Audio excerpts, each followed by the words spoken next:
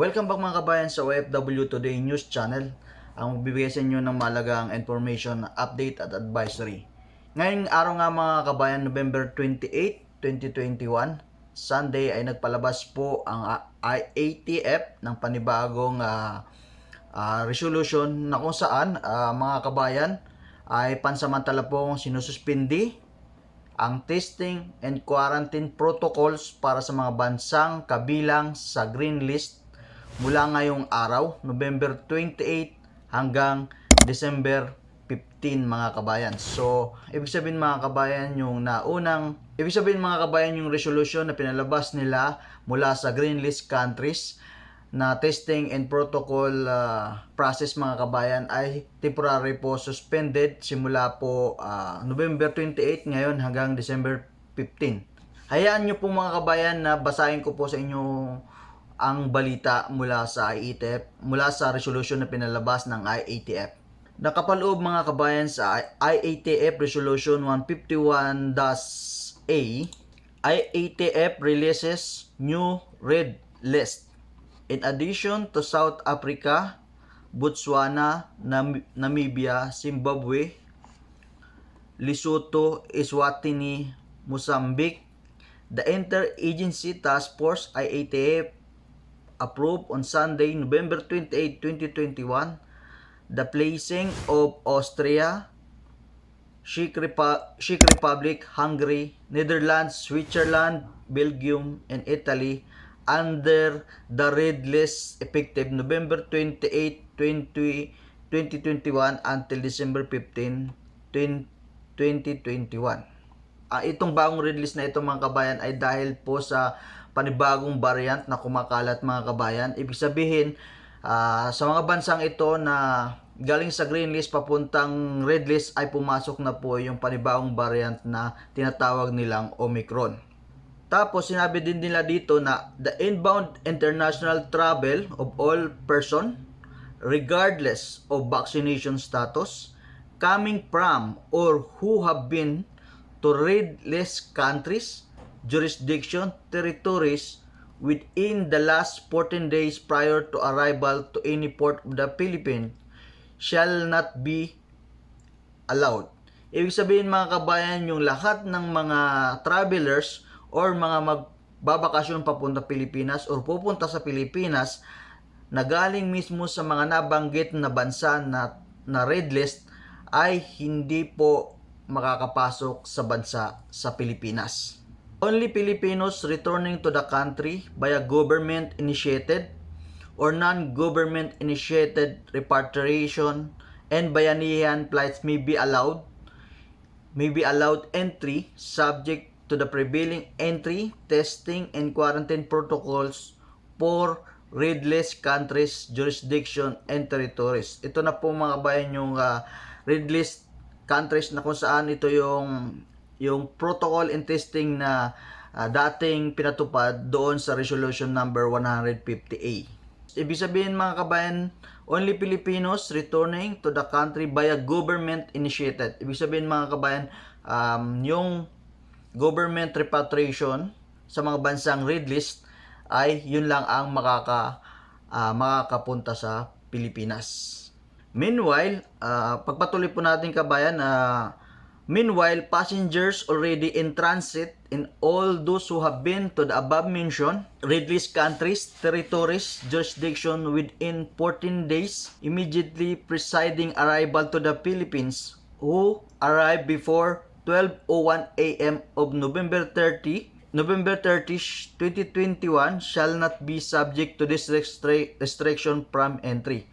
They shall nevertheless be required to undergo facility-based quarantine for 14 days with testing on the 7th day, with the day 1 being the date of arrival, notwithstanding negative RT-PCR result. Ibig sabihin mga kabayan, sabi dito, lahat po ng mga passenger na galing sa red list countries na darating sa November 30, 2021 ay papayagan pong makapasok sa Pilipinas, pero kailangan po nilang mag-undergo ng facility-based quarantine ng 14 days with testing on the 7th day, with the day 1 being the date of arrival, notwithstanding a negative RT-PCR result. On the other hand, passengers who have already arrived prior to November 28, 2021 and are currently undergoing quarantine pursuant to the classification of their country of origin, as the case may be, shall be complete their respective testing and quarantine protocols. Ibig sabihin mga kabayan, yung mga darating naman mga kabayan ng November 28, 2021 or ngayong araw na to sa Pilipinas, ay susundin pa rin nila yung protocol or testing and protocol process upon arrival sa Pilipinas doon sa mga country of origin na kanilang pinanggalingan. For example, nandito ka sa Saudi Arabia at nasa green list siya, ibig sabihin ang susundin mo pa rin yung protocol na bago na ilabas itong resolution. In the case of passenger, whether Filipinos or foreigner, merely transiting through the above-mentioned countries, they shall not be deemed as having come from or having been to said country if they stay in the airport the whole time and were not cleared for entry into such country by its immigration authorities. Upon their arrival in the Philippines, passenger covered by the immediately preceding paragraph shall comply with existing testing and quarantine protocols. Sabihin mga kabayan, ito naman, ang pinag-usapan pa natin dito mga kabayan ay yung mga bansa na nasa red list countries, yung mga napasama sa red list countries dahil nga sa COVID variant na Omicron.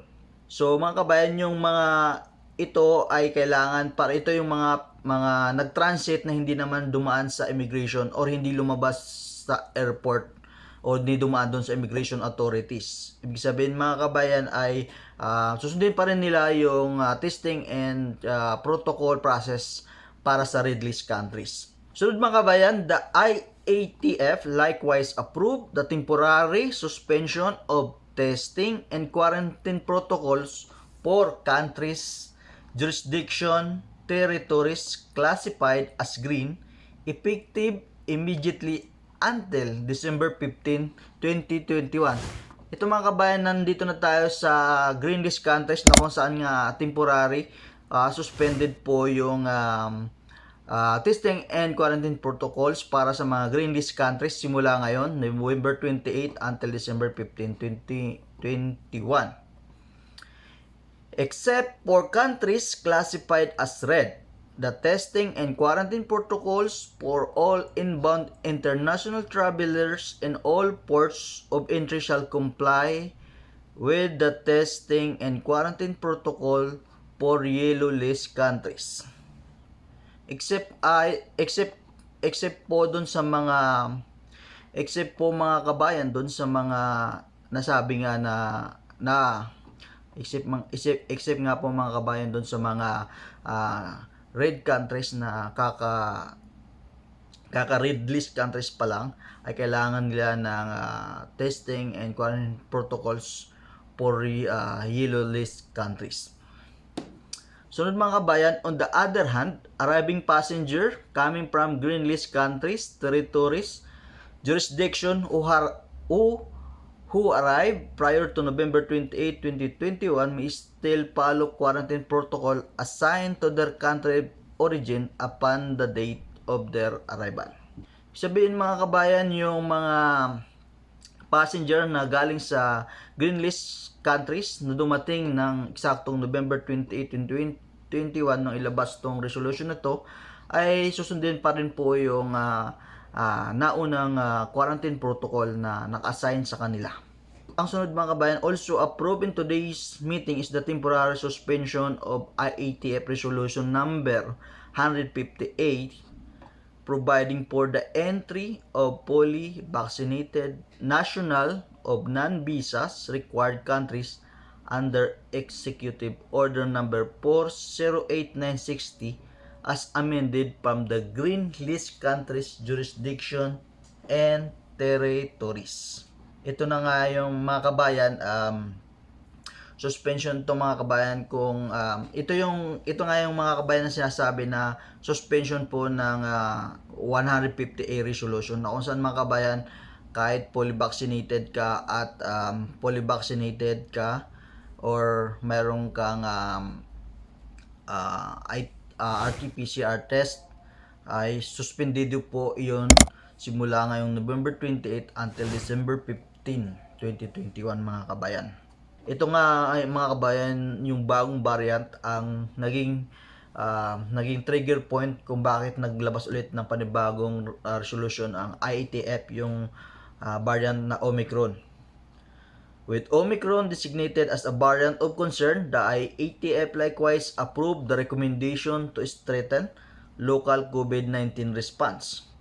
This includes strongly enjoining the local government units to heighten their alert for increasing in clustering of cases and emphasizing the need for active case finding to immediately conduct contact tracing and isolation of cases detected from case surveillance among the community, including domestic and international travelers, and to use RT-PCR testing in order to allow for whole genome sequencing of collected samples. The regional epidemiology and surveillance units are likewise directed to ensure targeted selection of samples for sequencing and addressing declining submission of laboratories and regions from domestic and international travelers. Meanwhile, the Bureau of Quarantine and the Department of Interior Local Government, DILG, with the local government unit has been directed to identify and locate passengers who arrived within 14 days prior to November 29, 2021 from the countries classified as red and require them to complete quarantine under a home quarantine set up for 14 days from the date of arrival and undergo RT-PCR symptoms develop. Isa pa mga kabay, meron po kasing balita na yung Hong Kong daw ay temporary ban sa pagpasok sa Pilipinas. Pero nilinaw po ni Secretary Carlo Nograles na yung mga galing sa Hong Kong po ay hindi ban from entering sa Pilipinas. Ang lahat po na darating na galing sa Hong Kong ay magkakaroon lang po ng testing and protocol under yellow list countries. Ibig sabihin yung process and protocol ng yellow list countries ay doon po papasok yung process para sa mga nasa Hong Kong.